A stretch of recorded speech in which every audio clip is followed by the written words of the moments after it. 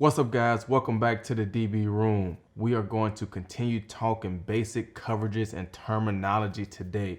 We've already talked cover one. I hope you guys have looked at those videos. If you haven't, make sure you check those out because today we are moving on to cover two.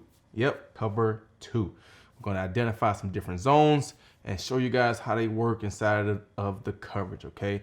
Cover two is a pretty simple, basic coverage. Just got to know your landmarks, see the quarterback, have a good D-line, and you can play cover two. But let's get into some basics of it. Let's get into some details in it. We're in the DB room. Let's go.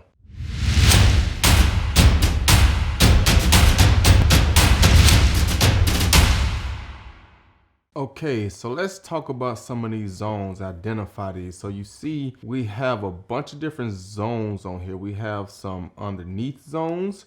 You see them under here. Those are underneath zones.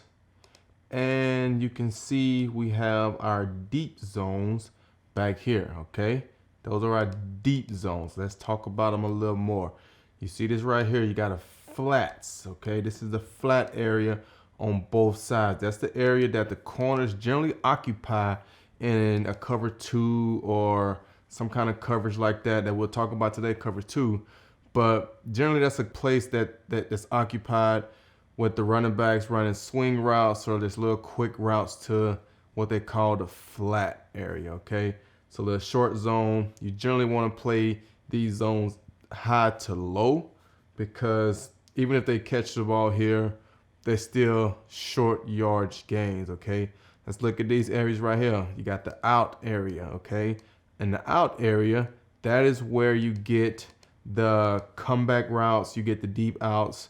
Obviously you see the route, the zone area is the out area. So once we start talking our cover two, this would be where the corners will play high and then come back down to the flat area to make the tackle. You want the quarterback to throw the ball to the flat area and not to the out area, okay? So let's move in. We got our curl areas on each side. Those are our curls. That is where, we're dropping in at safeties or whatever in our cover threes that we'll talk about a little later on. We're dropping into those curl areas, getting those in-breaking routes. Wide receivers come up, they run those curl routes on those sides. We want to be right there in that curl area. Now you got your hook areas. This right here is generally where your middle linebackers play. Your linebackers play in that hook area a lot. It's generally 2 yards outside the hash. And I know these are NFL hashes, so college and high school probably be a little different. But generally, it's 2 yards outside this hash is what you generally want to call your hook area. And you see the box. That is because these guys are basically on a string and they're reading the quarterback, okay? The quarterback's looking this way, they're moving that way. If the quarterback is looking this way, they are moving that way as well, okay? So these are your underneath zones. When you play zones, cover two, cover four, cover three, you have guys that play underneath and then you have guys that play deep, okay?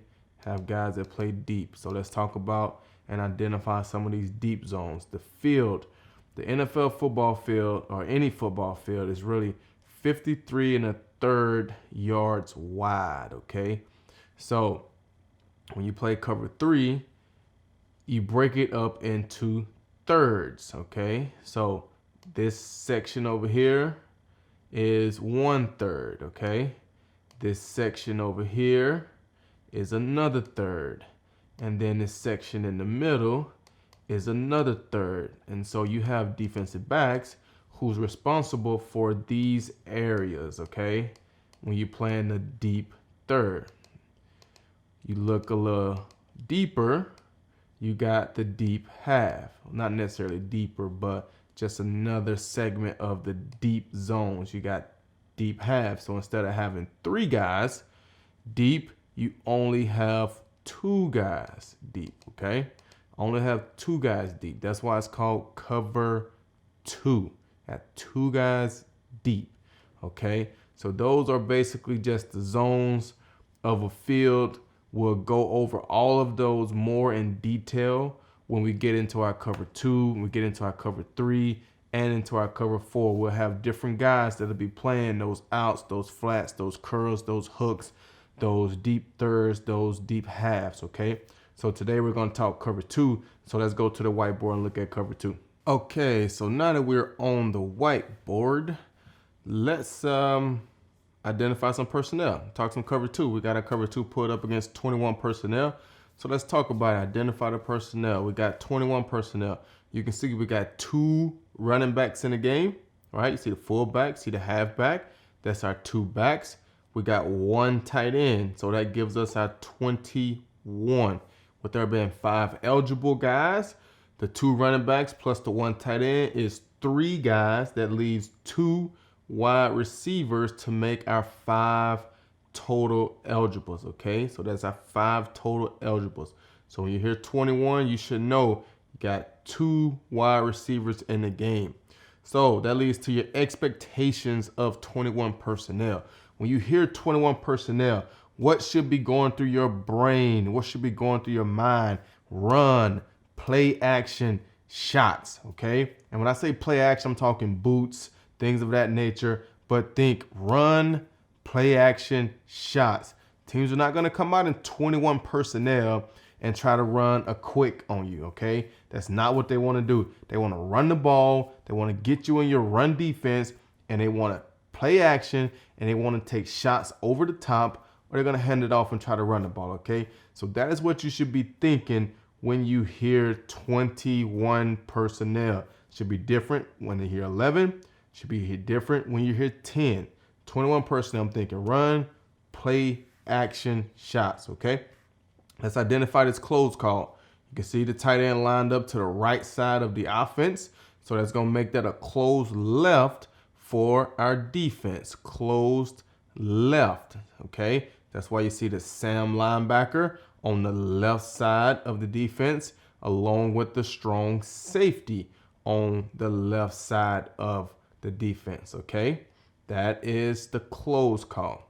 Let's talk 7-man box versus 8-man box. So if you guys remember, when we talked cover 1, that was an 8-man box. Why was it an 8-man box? Because we brought our safety down to cover this tight end, and that gave us 1, 2, 3, 4, 5, 6, 7, 8 guys in the box to stop the run. Okay, so why do you go 7-man box? You go 7-man box to stop the pass. Okay, so why would you be in a 7-man box against 21 personnel? Good question. Generally, if there's a sudden change in the game, say your offense is out on the field and they throw an interception, and now as a defense, you got to run back out there. The other team's offense is taking the field on a sudden change. It wasn't a punt. It wasn't a kickoff. It was just kind of like we were here, and now boom, suddenly it's a change in the game, okay? That's when offenses like to take shots. That's when they want to go up top. They want to come in, catch you slipping, catch you unaware, slip somebody in the game, and take shots, okay? So if your offensive coordinator is in 21 personnel, your defensive coordinator go cover 2, he is protecting for the shots. You hold up against the run, make sure they don't hit you over the top, okay? Because in a 7-man box, you're going to be susceptible to give up bigger rushing gains because it's 7-on-7. So you don't have any guy to tackle the running back. The next closest guy are your safeties or your corners. So somebody has to win up front and make a good play, or they can run because they got a blocker for everybody that you have in there, okay? So that is the difference in 7-man box, 8-man box. When you see 2 high safeties, you got to know you have a 7-man box. Teams like to run. When you see 1 high safety, you cover 1, you cover 3, then you know you got 8 men in the box. It's going to be a little tougher to run on. Teams like to throw against that, okay? So now let's talk these player responsibilities. All right, so you can see this corner right here. He's coming up. You see him? They're playing the flat. So if you remember that first diagram I just put up, these guys are playing the flats. But like I said on that diagram, they want to play it high to low, okay? They don't want to get caught up playing it so low that those guys sneak in behind them and catch those corner routes, okay? So they want to jam those guys and they want to sink, okay? So that is called collision, funnel, and sink, okay? Corners, collision, funnel, and sink, okay? That means collision these guys inside, funnel them to your guys in here and help out your safeties, and then you want to sink, okay? You want to sink. Force them to throw the ball into the flats down low, and then you just drive up and you make the tackle, okay?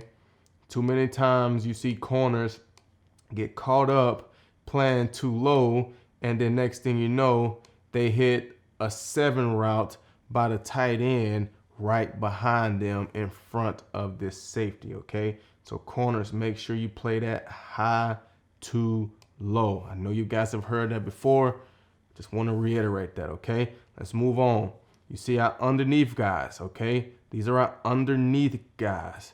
All these guys, the corners included, are a part of the undercover. So you see there's 1, 2, 3, 4, 5 guys underneath. You got 2 guys high, which are your safeties, and then you got 4 guys rushing the quarterback. So let's talk about these underneath zones. If you remember the first slide I put up, the hook, the curl, those zones. These will linebacker and these Sam linebackers, they're dropping out to the hook curl area, okay? They're not just playing in the curl. They're not just playing in the hook. They're playing the hook curl area, okay? These guys are playing the hook curl area. This Mike, he's playing in the middle. Now, depending on if you're in the Tampa 2 system or you're just playing a true cover 2. If he's in a Tampa 2, he's going to be your middle runner, okay? Guys who've done that you might know, look at some Brian Urlacher, Chicago Bears. Look at some Tampa Bay, the cover 2 that they've ran in the past with Derek Brooks, some of those guys. Those guys are running the middle, and that is their cover 2, helping out their safeties, okay? Or you can run it where you just have your Mike linebacker play in the middle of the defense, okay? So those guys are occupying those zones, and the way it works is they're on a string basically with the quarterback. If the quarterback is looking left, all these guys are moving left, okay? If the quarterback is looking right, then all these guys are moving right, okay? Because the saying is, more than likely, the quarterback can't look left and throw blind to his right, okay? So if he's going to throw back to the other side, he's going to have to turn to throw that way, and then you turn and you go with him, okay? Let's talk about our safeties. We got one safety, the free safety. Why is he the free safety? Because he's to the open side of the defense. Free safety is playing a half field. The other free safety is playing a half field. Now, if you're on the NFL field, your landmark should be 2 yards above the numbers, okay? 2 yards above the numbers. We said the NFL field, or a field in general, is 53 1/3 yards wide. So each safety, if you're playing the halves, that means you have to be able to cover at least 26 yards. I know it's a little more than 26, but you have to be able to cover at least 26 yards, okay, to play the half field. And the same way as these undercover guys, these guys are on the string. If the quarterback is looking this way, this free safety should cheat just a little bit. You don't want to cheat too much because you don't want to open up this big honey hole in the back. But that's why it's important for our corner to force this guy inside, okay? If you let this guy get outside, now you're going to put some stress on your safety, and now your safety is going to feel like he has to widen out, and you don't want to create that space in the middle, okay? So corners do a good job, get these guys on the inside. Now we're keying this quarterback looking over here toward the free safety side. The strong safety is no need to cover grass outside. Now you can shift in ever so slightly, angle pedal. I start showing you guys some different pedal techniques, different angle pedals, different brakes, different things that you can do so that you can slide in, key in the quarterback, and be able to help make a play. Because both of you guys are responsible for all of that deep area in the back, and it's only two of you guys, okay? So you guys got to work together. And that's basically it if cover two, especially versus 21 personnel. The thing that makes cover two successful is the defensive line. You have to be able to get pressure on the quarterback. Quarterbacks hate it when guys play zone because there's a lot of eyes looking at the quarterback. They can see his move. They can see where he want to throw the ball. They don't like it, especially when they're getting a rush from the D-line, okay? So if you got a great D-line that can get some pressure on that quarterback, and now we got all eyes looking at the quarterback, they don't like it. It's a great opportunity for some interceptions. So that is what helps cover two, get you a good D-line. So this is it versus 21 personnel. Let's take a look at it against 11 personnel. Okay, let's take a look at it against 11 personnel. Not much is going to change. But let's start from the top like we always do. Let's identify the personnel. This is 11 personnel. Why? We have one running back in the game and we have one tight end. So that's 11 personnel. Going back to our 5 eligible guys, that leaves 1, 2, 3 guys eligible. Now that gives us our 5. So we know 11 personnel is 3 wide receiver set. Okay, let's talk about the expectations. Just like with 21, when you hear 11, certain things should go off in your brain. Okay, what should you be thinking? Hey, 11 personnel is 3 wide. They probably want to throw the ball. Okay, but let's think about it a little deeper. Okay, if they get under center, they are possibly can run the ball and they possibly can throw quicks. That's what they like to do. How are they going to run the ball? If they're not going to run it straight downhill because they don't have their lead blocker in the game, okay? The fullback is not in the game. So if they're going to run the ball out of 11 personnel, it's going to be a lot of stretch, outside zones, things like that to get some movement, because if they wanted to run straight downhill, they'll put a lead blocker in the game, okay? So you're going to get some outside type of stretch run zones, or you're going to get some shotgun run, okay?